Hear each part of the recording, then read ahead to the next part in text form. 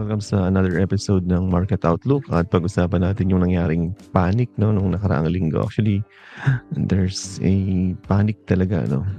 As in literal na panic kasi pag chinek yung downside ng mga lalo sa US, no, ang laki ng binagsak ng mga US equities, mga indices, no. Pag chinek yung Dow Jones, actually bihirang mangyari ang ganyan, no, na nag-down siya ng 5% in one day. So, kapag nakakita kayo ng ganyan, it means generally panic ang investors. Okay? Ayun, from the close, 5%. Halos lahat yan, no? Halos lahat yan sa US is ganyan kalalaki, 5% ang binagsak. Siyempre dahil yan sa above consensus na tariff ni Trump. Kasi naglabas si Trump ng initial, pero paglabas ng actual is higher than expected. Kaya ang impact noon is higher than expected rin.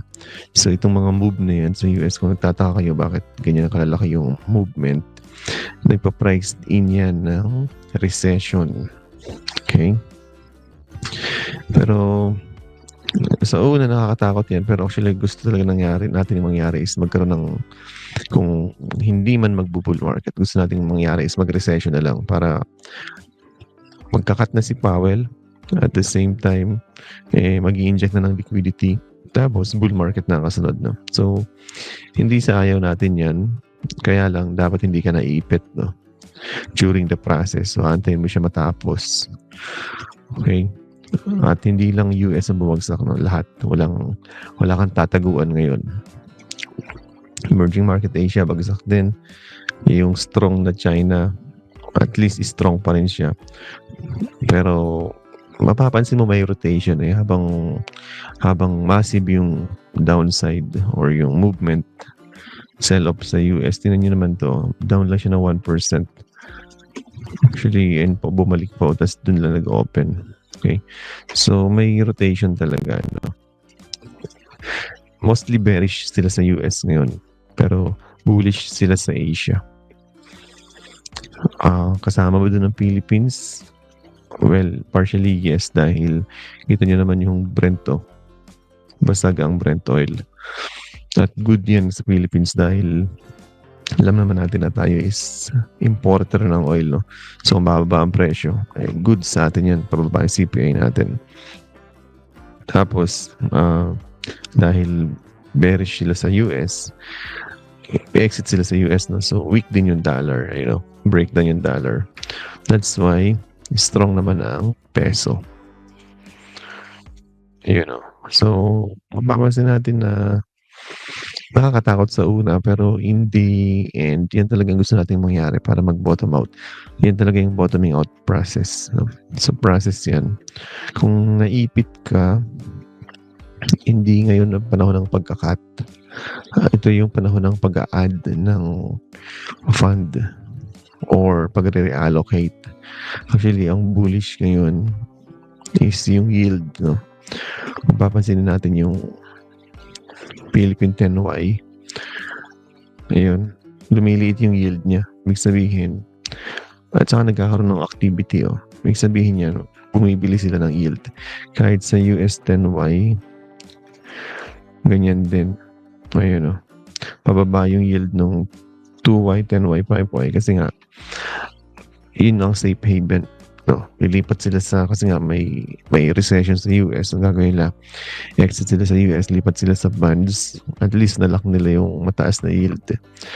Ngayon, pag tapos na yung rotation sa bonds at mababa na rin ang yield ng bonds, that's the time na babalik sa equities, no? So, medyo matagal pa yung bottoming out process.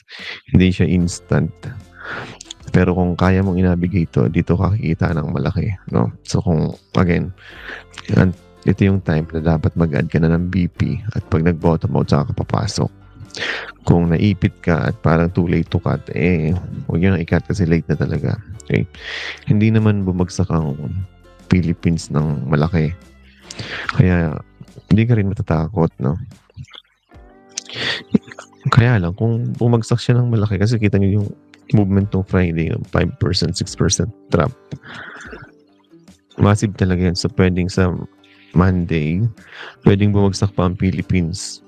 Kasi ipa-price in yung movement nung US nung gabi. Okay, hahabulin pa yun. So, ayun na, basag na yung support natin. So again, first support natin is 6,150.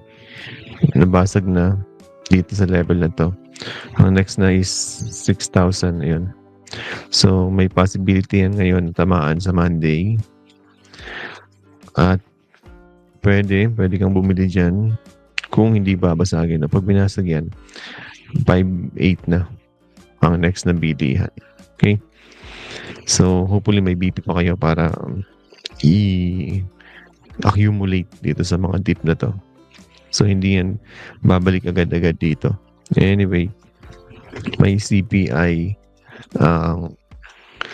US this week, mga I think Thursday.